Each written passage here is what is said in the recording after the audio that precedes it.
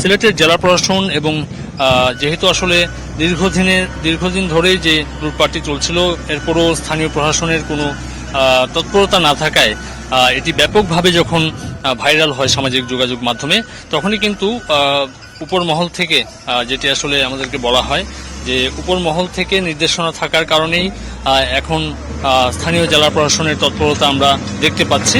এবং এই মুহূর্তে যেসব এলাকাতে এই সাদা পাথরগুলো লুকিয়ে রাখা হয়েছিল, সেই সব জায়গা থেকে সাদা পাথর উদ্ধার করা হচ্ছে।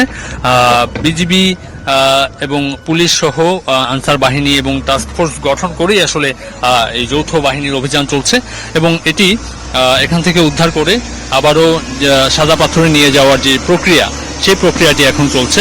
আমরা দেখতে পাচ্ছি সিলেটের কোম্পানিগঞ্জের যে বিভিন্ন স্পটে সাদা পাথর, সেই সাদা পাথর উদ্ধার করে ট্রাক ভর্তি করে আবারও সাদা পাথর এলাকাটি যেটি রয়েছে সেই এলাকাটিতে নিয়ে যাওয়া হচ্ছে। এই অভিযানটি গেল কয়েকদিন ধরেই আসলে আমরা শুনছিলাম যে এমন একটি অভিযান চালানো হবে, তবে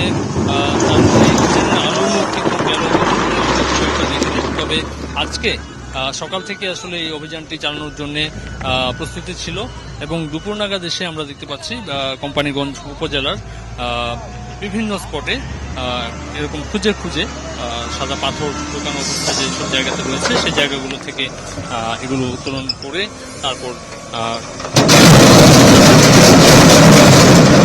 এই পাথরগুলো অনেক ক্ষেত্রে আমরা দেখেছি যারা কিনেছেন এখানকার যেসব ক্রাশার মিল রয়েছে, পাথর ভাঙার যে কল, সেই পাথর ভাঙার কলগুলোতে এই সাদা পাথরগুলো লুকিয়ে রাখা হয়েছে। অনেক জায়গাতে এর উপরে বালু চাপা দেওয়া হয়েছে, মাটি চাপা দেওয়া হয়েছে। এই মাটি এবং বালু চাপা দিয়ে এই পাথরগুলোকে লোকচক্ষুর আড়াল করার চেষ্টা করা হয়েছে।